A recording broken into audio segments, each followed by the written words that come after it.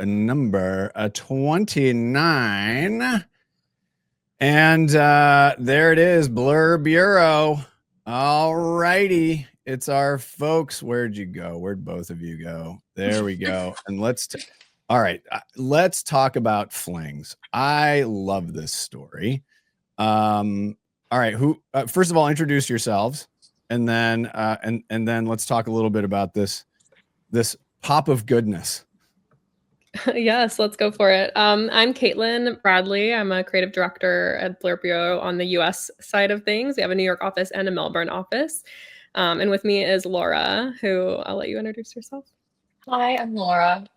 Don't be fooled by my Australian accent. I do live in New York. I'm the growth director for the US side of the business. So it's my job to bring in new business, grow our clients, and yeah, I get to meet with all the fun founders wanting to do really cool shit. I like that. I like that. So let's start with the brief. Hit us. Yeah, so I'm speaking on part of the behalf of the Melbourne team who actually took this project on a couple of years ago now in our timeline. But originally, the founders Ben and Dino came to us just with the idea of a better for you toaster pastry. And I think in that time there was definitely a white space in that aisle in CPG to be taken over. But I think as we like to approach all projects, the big assignment for this was actually uncovering, the emotional white space for that better for you toaster pastry. Why do consumers want to engage with something like this? And I think the way that we avoid that blanding problem that you mentioned early on was to really find that source of truth. And to go to the consumer and go to experts and really uncover that emotional insight that kind of drove all of the brand identity decisions from there. For this project specifically, when you think about toaster pastries, you think about kind of that childhood joy of coming home after school or even starting your day, unwrapping that POP tart, who was the number one competitor for this. So I think that was something that really stood out in the conversations we had and in the research that we had. And really just adults still want to have fun. And that was kind of the underlying insight for all of this. So Interesting. when you look at the visual identity, it's very much kind of taking that retro aesthetic, and it's kind of a throwback to the feeling of that age. And we really wanted to pair that with a verbal identity that took it into adulthood.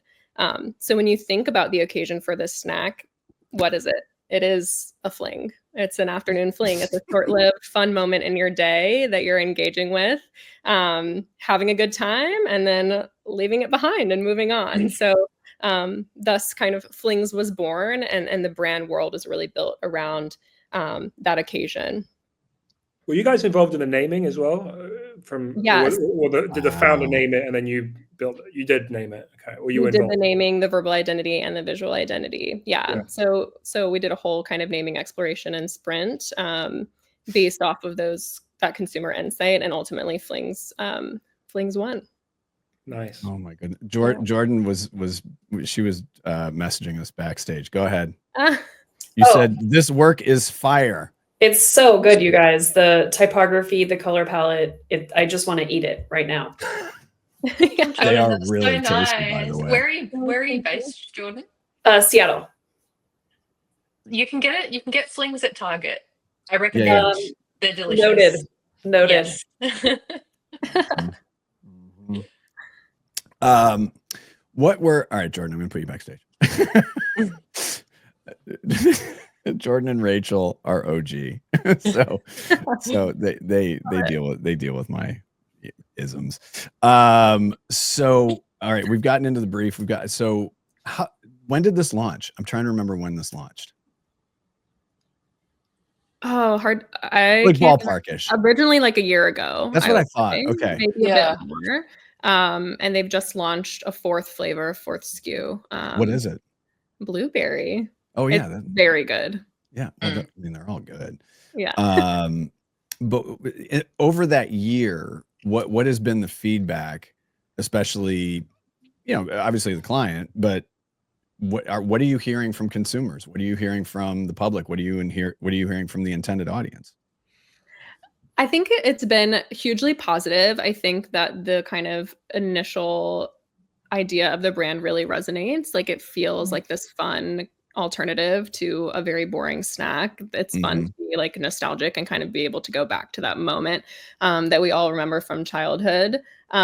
Surprisingly, people are surprised how good it is for you. So a lot of the macros, a Mhm. lot of the actual nutrition that is included in the actual product recipe, people are like pleasantly surprised that it actually is that good for them. So in true partnership, we've actually done another update on the front of pack to bring some of those claims more forward. Oh, interesting. So is this the original? So, okay. This is the original, and you can Okay. see the system at the top with the kind of those little fun holding shapes Protein? that have lots of protein. My son is all about, like, he's 16. It's all about protein. The whole world's about Protein protein. maxing. Yeah. Right, Daniel? Jeez. So I think it's a good indication of the foundational brand system being really strong, but being able to flex as those consumer trends do occur. Like we're able to make these kind of small updates and evolve for what people are really looking for without changing the brand itself. Mhm. Okay. There we are, in situ. My favorite word. That's New York. Yes. It is New York. It's no mock-up. Maybe one day they'll buy this placement.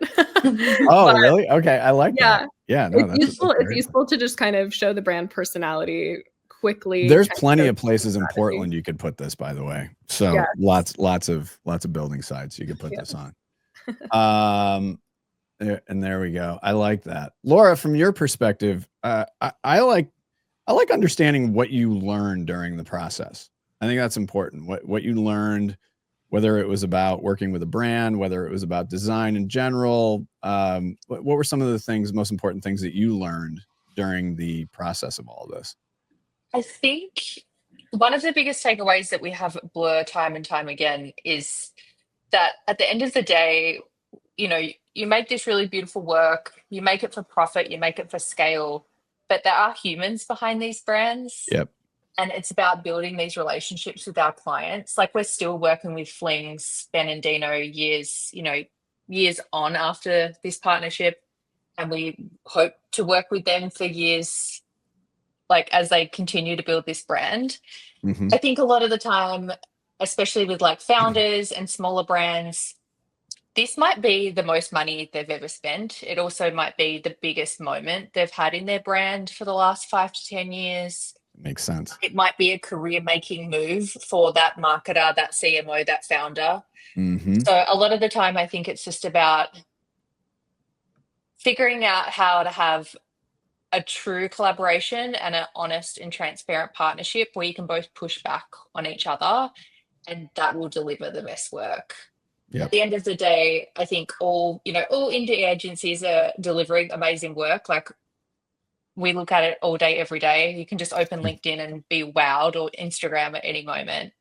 But I think it's definitely about finding that empathy point with your clients, and like that's how you see success. Right. Would you agree, Caitlin? Yeah, definitely. Cosign. I like that.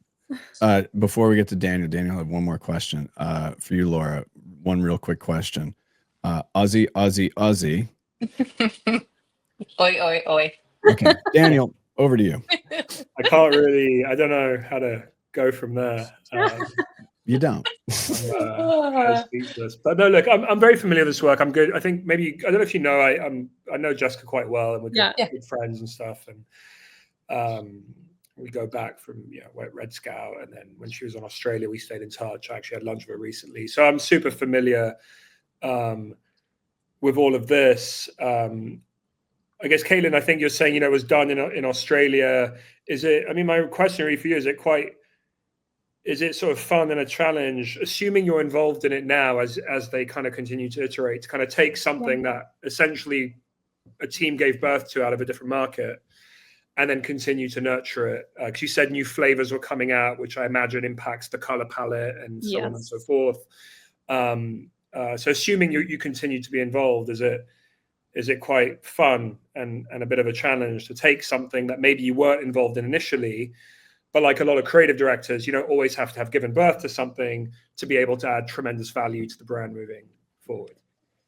Yeah, great question. I think it is a challenge and it is fun. It is both of those things. I think the thing that sticks out to me is again, like the foundational insight, the way that this brand was built from this kind of consumer lens first makes it something that's actually easy to iterate on. Like there's not a ton of questions left in the air when we do have to make some of these decisions that move the brand forward. So like a lot of that thinking feels almost instinctual when we are having to expand this onto different product formats, doing multi-packs, doing new flavors, doing exciting things coming soon that I can't talk about yet. I think NDA. I think the decisions feel quite natural and less experimental because the brand foundation is so strong and that story is so strong. So saying what would Flings do, the answer is usually, one or two iterations away. Yeah, I love that, because I mean, so often people can celebrate the work they've done, but it's sort of what happens when they're either gone, or in your case, you're not gone, Blur's still involved. Yeah. But let's just imagine this had gone to an in-house agent. Like if it was a bigger brand, trust me, the in-house agency they wouldn't be hiring an agency and spending money on it. It wouldn't make sense. So we see that all the time where we've done something, and in a way, the true test of the system is what happens after you've delivered it, right? Yeah. Whether it's done by you or whether it's done by an in-house team. And so I think I just love that answer, that you inherited something from your colleagues where the system is so good, you can continue. It has a runway, as opposed to it just being a nice case study and a nice guidelines. All right, Doug's giving us the wrap up. I can feel it. Oh, that's the code. Yeah. Caitlin, Laura, thank you so much. Laura, thank you for indulging. I'm a clown. I'm a clown. So honestly, anytime, I'm here for it.